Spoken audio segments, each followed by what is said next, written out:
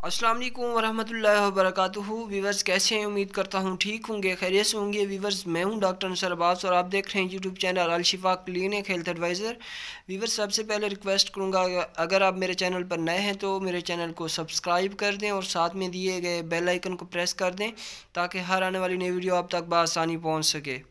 Viewers इस video में हम बात करने वाले हैं एपिलेप्सी के बारे में, जिसे मेडिकल लैंग्वेज में एपिलेप्सी कहते हैं।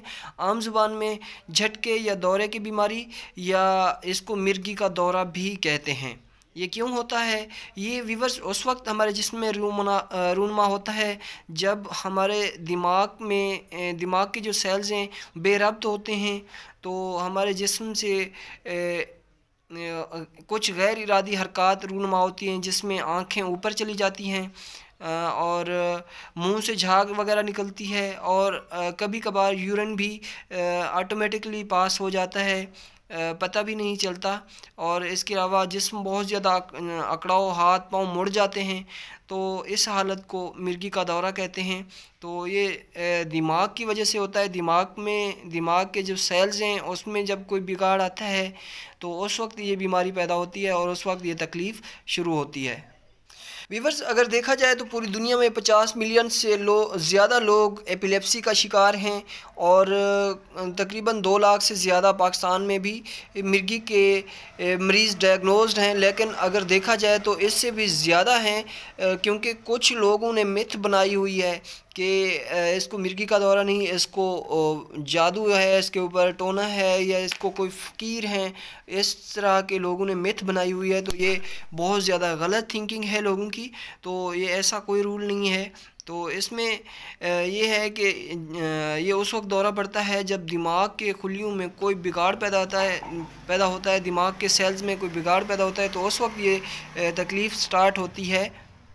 और लोगों ने इसको छुपा के रखा है कि ये एक बीमारी है, ये कभी ठीक नहीं हो सकती, या लोगों को पता भी है कि ये एक मिर्गी है या एपिलेप्सी की वजह से ये मसाइल पैदा हो रहे हैं। तो लोगों ने एक मिथ बनाई हुई है कि ये कभी भी ठीक नहीं हो सकती, मरीज़ शादी नहीं कर सकता, शादी के काबिल नहीं है, या इसके अलावा मरीज़ मतलब किसी काम का नहीं है, कोई काम नहीं कर सकता। तो लोगों ने ख़ुद ही उसको अपने सर पे सवार किया होता है।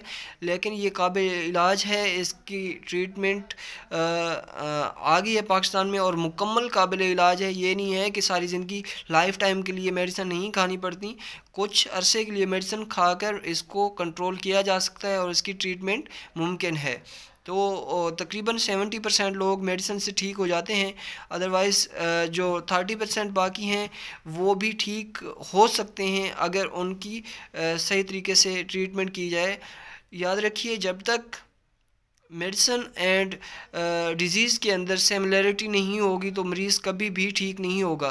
मरीज़ और बीमारी और दवाई के दरमियान जब तक सिमिलरिटी नहीं होगी, इक्वल नहीं होंगे, बराबर नहीं होंगे, कि बीमारी के मुताबिक दवाई नहीं होगी, तो उस वक्त तक मरीज़ कभी भी ठीक नहीं हो सकता। और इसमें 10% या 20% ऐसे लोग होते हैं जो मेडिसिन से ठीक नहीं होते और उनका हल सर्जरी होता है। और इसकी एपिलेप्सी की ट्रीटमेंट सिर्फ जो ब्रेन के डॉक्टर होते हैं, जो न्यूरो सर्जन होते हैं, वो ही कर सकते हैं, अदरवाइज़ ऐसा कोई डॉक्टर नहीं कर सकता। अगर प्रॉपर तौर पर मेडिसिन यूज़ की जाए तो मरीज़ ऑटोमेटिकली ठीक हो सकता है, 10% ठीक हो सकता है, 100% ठीक हो सकता है, ठीक ना होने के कोई चांसेस ही नहीं है। अब व्यूअर्स बात करें कि इसकी डायग्नोसिस कैसे की जा सकती है। कुछ टेस्ट हैं जैसे इस बीमारी को डायग्नोज किया जा सकता है, सीटी स्कैन, MRI, ये टेस्ट हैं। और इसके अलावा कुछ और ब्लड टेस्ट होते हैं जिससे इसको डायग्नोज किया जा सकता है कि ये एपिलेप्सी है या किसी और वजह से ये मसाइल पैदा हो रहे हैं। तो कुछ और अलामात होती हैं, सिम्टम्स होती हैं, जिसको नोट करके एक डॉक्टर ही बता सकता है कि इसको एपिलेप्सी के दौरे पड़ रहे हैं या कुछ और है। इसमें कुछ सिम्टम्स मैं आपसे शेयर करना चाहूँगा।